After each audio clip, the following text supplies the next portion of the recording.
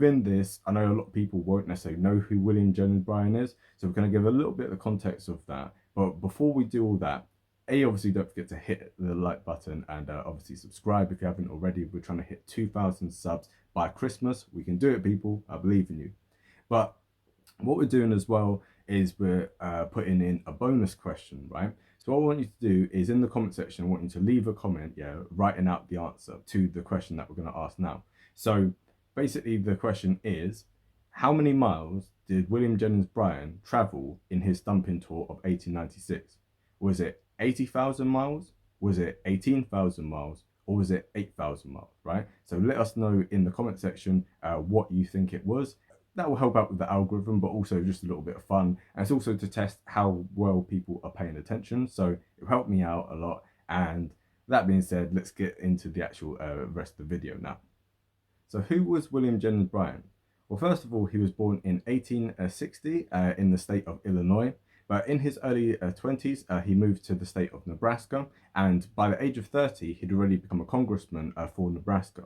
Now, he served for 2 terms as a congressman there, and in 1894, when he was 34 years old, he tried to run for one of the Senate seats there. However, he was unsuccessful. But in this bid to become one of the senators for Nebraska, he had already kind of built quite a name for himself, quite a reputation, and he was very well liked as basically a man of the people. So he was very much in favor of populism, right?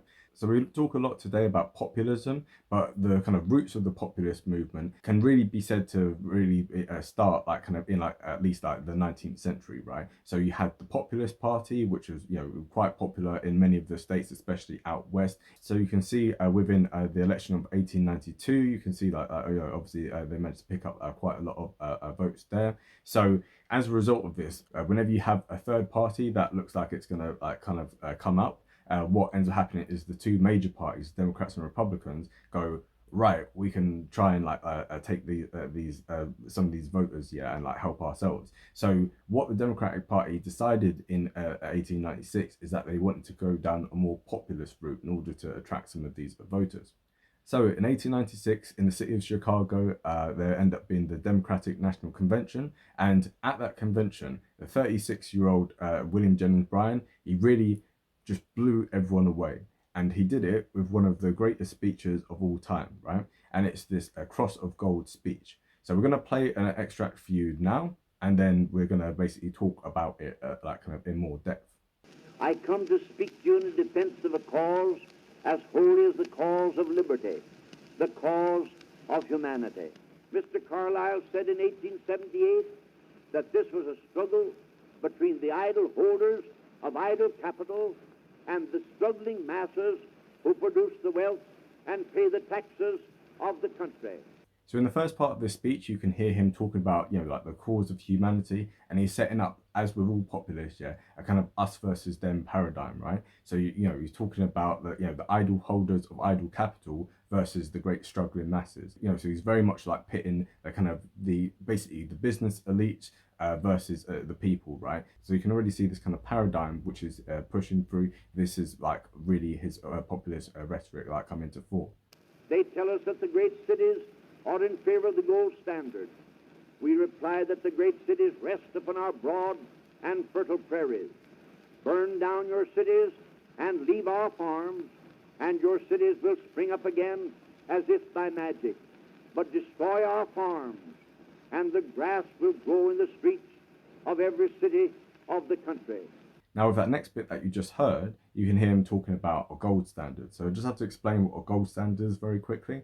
So the gold standard is basically at the turn of like the last century, England in particular pushed forward a gold standard. So most of the developed countries around the world had a gold standard. So what that means is that the currency of each country is pegged to what the gold standard is, right? So whatever the price of gold is, that's what your currency is kind of going to be largely based around. So this is good in some ways because it means that like gold, well, historically gold doesn't fluctuate so much, right? So unless there's like a new gold mine that comes out, or unless there's a huge like kind of reduction in the supply of gold for some reason, for the most part gold tends to keep a steady price. So if your currency is based on that, that means that your currency is stable, you're having very low rates of inflation, and so like it makes prices very predictable. So this benefits people who are like primarily consumers, so people who live in big cities, and also like business elites, because like it makes trade easier for them. So those are the people who are in favor of the gold standard, right? However, what Jennings Bryan was basically saying is, no, let's not have the gold standard, because the gold standard, while it helps people in the cities and it helps big business, it doesn't help the farmers. So during this time, just 40% of America's population was rural. In many ways, America was a developing country at that time. So obviously it was very huge, and it was very much growing and stuff, and it had already overtaken England at this time in terms of both the largest economy by GDP, as well as the largest one by GDP per capita. However, it was still a situation where most of the population are living in the countryside, and therefore their interests are not being maintained by this gold standard. And the reason for that is because, as we said before, in terms of the prices, right? So farmers are self-reliant, so they don't tend to buy that much, and yet what they do is obviously they sell. So for them, they're not really bothered if the price of things go up in terms of them as consumers, but what they are more worried about is the fact of over time, if you're having low levels of inflation, that the amount of money that they're getting is going to be reduced, right? So what they want is, in terms of for sales, they want there to be an introduction of inflation, because at this time you actually had a deflation within like the US money supply. So instead of money becoming worth less, it ends up becoming worth more, which sounds like it's bad, but you need ideally at least 2% inflation just to kind of like keep the economy going. And it's long to explain, this is not an economics lecture, but just so you kind of get the bare understanding of it and then go out and do more research for yourself. So that's the situation, right? The farmers, they want inflation. The people in the cities don't want inflation. So when Bryan is talking, he's also setting up another us versus them, which is basically, the rural population versus the urban population. Now, pay attention to this, because this will have ramifications later on, right? In particular, because the urban population varies across the country, right? So in the South, where the Democratic Party is very popular at this time, the urban population is just 18%. However, in the Midwest, it's at 39%, and in the Western territories, it's at 40%. When it comes to the Northeast, the urban population there is at 66% already. So it's a highly urbanized society, and so Bryan trying to run on this platform is not going to go down very well there. Also, it didn't help the fact of, Chicago, where he was doing the speech a few years ago, it had just burnt down. So 25 years before this, there had been the Great Fire of Chicago, and this didn't go down very well with the people there. It's a bit like going to New York and making a 9/11 joke. It's not really something that one would do, right? So that's basically kind of what he's talking about here. We care not upon what line the battle is fought. If they say bimetallism is good, but that we cannot have it until other nations help us, we reply that instead of having a gold standard, because England has, we will restore bimetallism, and then let England have bimetallism, because the United States has. If they dare to come out in the open field and defend the gold standard as a good thing, we will fight them to the uttermost. Now, in the bit that you just heard then, he's basically talking about this kind of like this anti-English rhetoric. So as we kind of said, America is rising at this point, and Britain, although it's still the era of Pax Britannica, so like, the era when Britain is the global hegemon, it's now a situation where that hegemony is being challenged by the ascendant America. Very much like how China is rising now, and it's threatening a US hegemony. So now we live in the era of Pax Americana, but the rise of China is now threatening that. So it's very similar as to like what was happening back then. So many people in America were still very hostile to the English. They still obviously remembered the revolution, and they remembered like the War of 1812. So for them, they saw England as a major threat. So he's basically stirring up a nationalist rhetoric when he's talking about, basically when he's like talking against England in this sense. Having behind us the producing masses of this nation and the world, supported by the commercial interests, the laboring interests, and the toilers everywhere, we will answer their demand for a gold standard by saying to them, you shall not press down upon the brow of labor this crown of thorns. You shall not crucify mankind upon a cross of gold. And now with that final bit, you can hear him talking about internationalism. Yeah, you can hear him talking about how America is going to basically be a world leader, and how like America will be on the side of like the struggling masses like throughout the whole world. And he's using his religious imagery because obviously don't forget he's an evangelical. He's very much like a strong believer in God and like in like the Christian faith.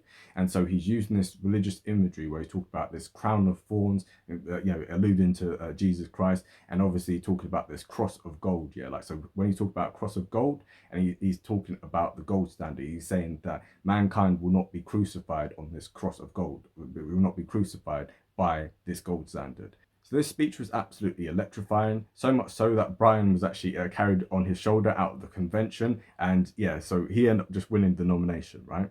And to this day, William Jen Bryan is still the youngest person to ever be nominated by a major party in America, and he still is the youngest person to ever have any electoral college votes yet in any election, because obviously one has to be 35 years old or above in order to run for the presidency, and he was 36 years old at the time of doing the speech.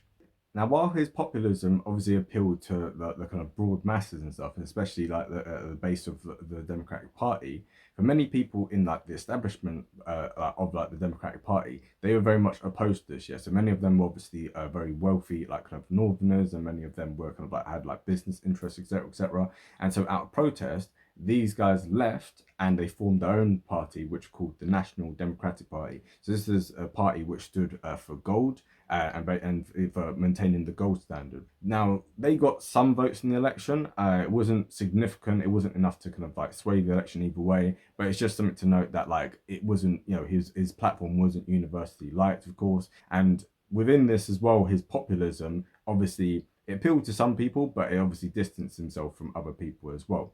But in the course of the election, one thing that he had on his side was the fact of A, obviously he's very young, and B, obviously he has a lot of energy, and C, as you heard in the speech there, he's a very good orator. So what he does is he does something which is revolutionary, right? It's never been done in an election before. And basically what he does is a stumping tour. He does like I don't know what the phrase is, like a whistle tour, or no, stop whistle tour, I don't know what it is. Anyway, whatever. The point is, that he travels around like the Midwest, which is obviously where all like the swing states are even today. And this is where he does a lot of his campaigning, right? So in the space of 3 months, he travels 18,000 miles by rail across 27 states, and he speaks to 5 million people, right? So in the space of these 3 months, he's doing over 500 speeches, right? As a matter of fact, in one day alone in St. Louis, he did 36 speeches in just one day. And obviously, as a result of this, his voice ended up being very strained. So much so that when he went to like each rally, he'd say, "Oh, I left my voice at the previous rally," right? So yeah, so very popular. Like the crowds wherever he went were ecstatic, and so one would imagine from this level of energy that he had this thing in the bag, right? Especially when compared to his opponent, who was much older and also just had a very much, how should we say, a much more laid back approach to this, right? So while William Jennings Bryan did this crazy tour where he's traveling all about the place, his opponent, William McKinley, who we've discussed in our previous video about, what if Teddy Roosevelt never became president, definitely check that out. So what he did instead was a so-called front porch campaign, where he sat on his front porch and just expected the voters to come to him. But it wasn't as simple as that, because he didn't just do that. Instead, what he did is he hired a very competent campaign manager, and this guy was called Mark Hanna. And Mark Hanna did something very revolutionary, right? This election set so many precedents, in terms of like presidential elections, right? So what he did is, instead of just appealing to people and be like, hey, can we just have some donations? What he did is instead go directly to businesses, and he said, right, you guys need to give us money to help us win, because if you don't, if William Jen Bryan becomes president, your business interests are going to be affected by this, right? So you need to donate money. Now, this ended up having a huge effect, right? So while William Jennings Bryan was going about and so at each rally he'd like pass like a hat round or something and be like, okay, put in your donations there. he managed to raise like $500,000, right? So 500,000. William McKinley, in contrast, raised 3.5 million. So McKinley was able to outspend Bryan by a factor of 7-1, right? So if you know anything about elections, unless it's like just some crazy election, for the most part, whoever ends up raising the most money ends up being the side that wins, right? So that's kind of a bit of a prelude to what's going to come later. But for now, we're just going to keep explaining a bit more about the election of 1896. Now, this election really can be seen as one between, the people who are fighting on the side of big business and those who are fighting on the side of the people, right? And one of the things that we can clearly see from this is the fact that business leaders put signs up at their businesses on the day of election and said, basically, if Bryan ends up winning, don't bother coming into work tomorrow because our business will shut down. So obviously these kind of tactics really scared a lot of workers. And so, this is part of the reason why 59% of urbanites across the country end up voting for McKinley. And also didn't help as well, as we said, like in terms of like for inflation, obviously for factory workers, for people who are working in the cities and stuff, they are going to be negatively affected by inflation. So for them, they're like, no, we don't want inflation. And then also, as I said, the kind of rhetoric which Bryan had about city folk, they found it very alienating. For instance, when Bryan went to New York, he famously said, "Oh, I'm going through enemy country now." Which again, if you're trying to win elections and stuff, it's not great. Kind of like having that mindset of like, if you're trying to govern people and stuff, you don't want to like set up a division between you and them. So it also didn't help as well that obviously this was a time of mass migration to America. So obviously you had many people from all around Europe in particular coming to America. And in particular, you end up having a Catholic Irish and also Catholic Germans, right? So these groups, for two reasons in particular, are not very happy with what Bryan had to offer. First of all, he's an evangelical, so this is a time at which there was still a lot of rivalry between Protestantism and Catholicism, and so him basically doing this kind of stumping tour where he's basically like coming across as like an evangelical and stuff, and we'll get onto that a bit later in terms of just how evangelical he was. But for them, they found that quite alienating. And then on top of that as well, there was the fact of, he was a prohibitionist, right? So obviously we know that like prohibition came to America in the 1920s, and that's where it became like a federal law and became part of the Constitution. But a long time before that, it was already quite a movement, and like it kind of had spread across a lot of the states. So there were many people who was in favor of prohibition even then. And so these Irish Catholics and obviously these Germans, both of which have a great reputation for being drinkers. Well, great, not necessarily in a good sense, but like they have a big reputation for being drunkards.